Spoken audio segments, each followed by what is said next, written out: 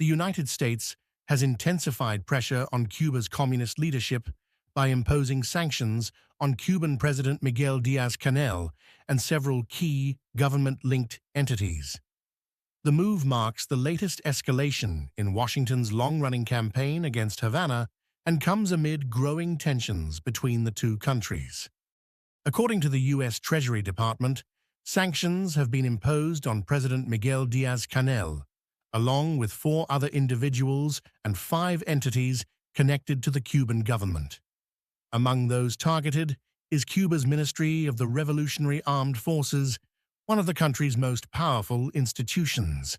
Díaz-Canel, who became Cuba's president in 2018 after succeeding Raúl Castro, is now the highest-ranking Cuban official to face sanctions in the latest round of U.S. measures. The action reflects President Donald Trump's renewed efforts to increase pressure on Cuba's communist leadership. Speaking to reporters, Trump said the United States wants Cuba to be a nicely run country.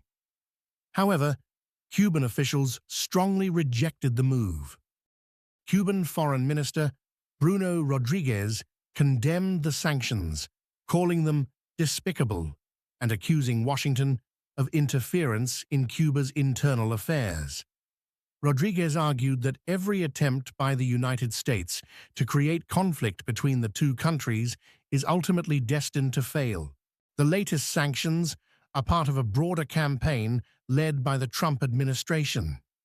Just last month, Washington sanctioned 11 Cuban officials, including the country's communications minister, senior military leaders, and Cuba's main intelligence agency.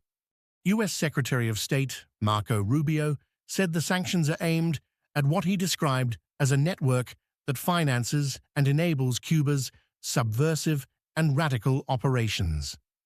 Rubio stated that the United States would no longer tolerate what he called the export of Marxist revolutionary ideology beyond Cuba's borders.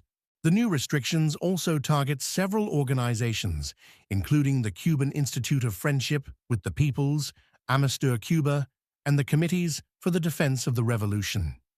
Rubio warned that foreign banks and companies providing services to sanctioned entities could themselves face penalties and should immediately halt such activities. The measures come against the backdrop of a decades-long U.S. embargo on Cuba.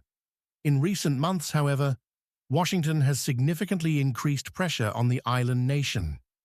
Analysts say the tightening restrictions have contributed to a de facto fuel blockade, worsening Cuba's energy shortages and adding further strain to its already fragile economy.